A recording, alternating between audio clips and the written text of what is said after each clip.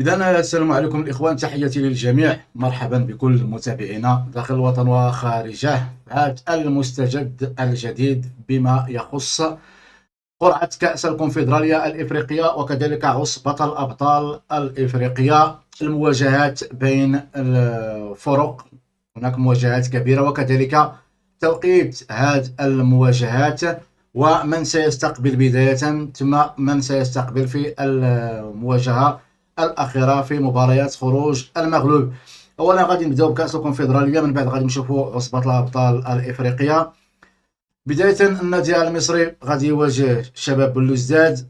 القمة اللي كتهمنا حنايا هي أولمبيك أتفي الوداد الرياضي، وهذا الشيء اللي ما كناش كنتمناوه هو أن الفريقين المغربيين يتواجهوا في هذا الخروج المغلوب.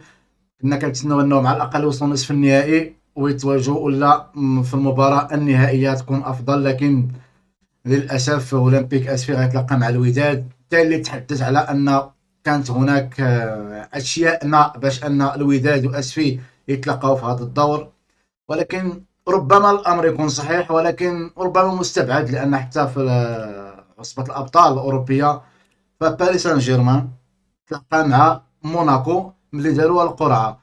نادي اوتوهو غيلعب مع نادي الزمالك. اتحاد العاصمة مانيما يونيون. يعني باستثناء النادي المصري مع شباب بلوزداد اللي غالبا انا كنظن النادي المصري ممكن انه يتأهل في هذه المباراة. اولمبيك اسفي الوداد غتكون مباراة كبيرة، حيث المواجهة الاولى غتكون في اسفي، ثم المواجهة الثانية غتكون في مركب محمد الخامس. المصري البورسعيد ويستقبل بداية، ثم سيرحل إلى الجزائر لمواجهة بوليزداد. اتحاد مانيما غادي يستقبل المباراة الأولى، بعدها سيرحل إلى الجزائر لمواجهة اتحاد العاصمة. وهنا كانت إمكانية أن اتحاد العاصمة غادي يواجه نادي الوداد. أنا تنقول علاش منذ البداية في المجموعات بدون أنه تكون قرعة، الأول من المجموعة الأولى يواجه الثاني من المجموعة الثانية، الثاني من المجموعة الثالثة يواجه الأول من المجموعة الرابعة، وهكذا بدون الدخول في هذه الحسابات وبلا ما يديروا القرعة. إذن هذه هي القرعة، نتمنى التوفيق لجميع الفرق. أولمبيك أسفي الوداد الرياضي، التأهل غادي يكون للأفضل واللي لعب وعرف كيفاش يسير المباراة. بالنسبة لعصبة الأبطال الإفريقية فكانت المواجهات على الشكل التالي كما كتشوفوا في هذه الصورة. النهضة بركان غادي يواجه نادي الهلال السوداني، مباراة قوية. الترجي الرياضي النادي الأهلي. ماميلودي سان داونز على الملعب المالي. الجيش الملكي نادي بيراميدز.